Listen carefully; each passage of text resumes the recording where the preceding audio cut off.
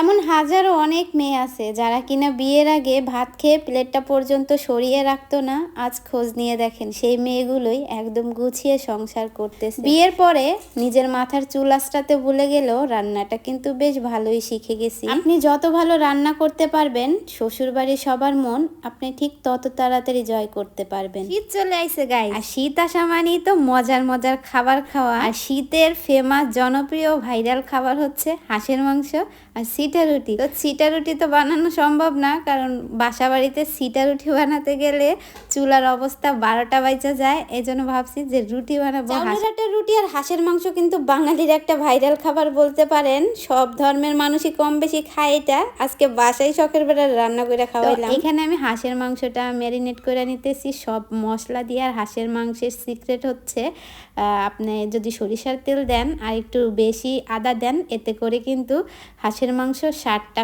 খুব বেশি ভালো হয়। মাংসের স্বাদটা কিন্তু বেশি হয় কষানোর উপরে। আপনি কষানোটা যত ভালো করবেন এর স্বাদটাও কিন্তু তত ভালো হয়।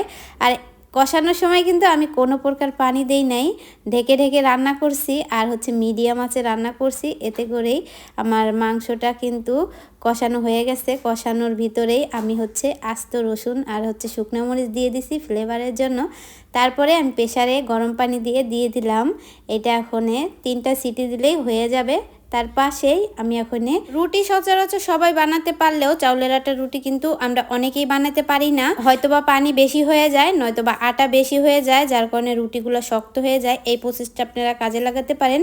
যতটুকু পানি দিবেন তার অর্ধেক পরিমাণে আটা দিবেন, যদি আটাটা শুকনো হয়, আর যদি ভিজা হয় তার কম পরিমাণে পানি দিবেন। এই দেখেন এই পর্যায়ে কিন্তু আমি এটা সিদ্ধ হয়ে গেছে। আমি ঢেকে ঢেকেই আস্তে মিডিয়ামে এটা আমি সিদ্ধ করে নিছি। এখন আমি প্রেসারের থেকে মাংসটা নামিয়ে কড়াই দিয়ে দিব। এটা একটু ঝোল রয়েছে, ঝোলটা আমি আর একটু কমাবো। মিডিয়াম আঁচে আটাটা সিদ্ধ করে আমি চুলাটা বন্ধ করে এটা হচ্ছে আমি ঢাকনা দিয়ে ঢেকে রেখেছিলাম। এই পর্যায়ে আমার আটাটা কিন্তু খুব ভালো সিদ্ধ হয়ে গেছে। এখন এটাকে খুব ভালো করে মথে নিতে হবে, মানে খুব ভালো করে। এটা যত ভালো মাখানো হবে রুটিগুলা কিন্তু তত ভালো ফুলকো ফুলকো হবে এবং রুটিগুলা সফট হবে।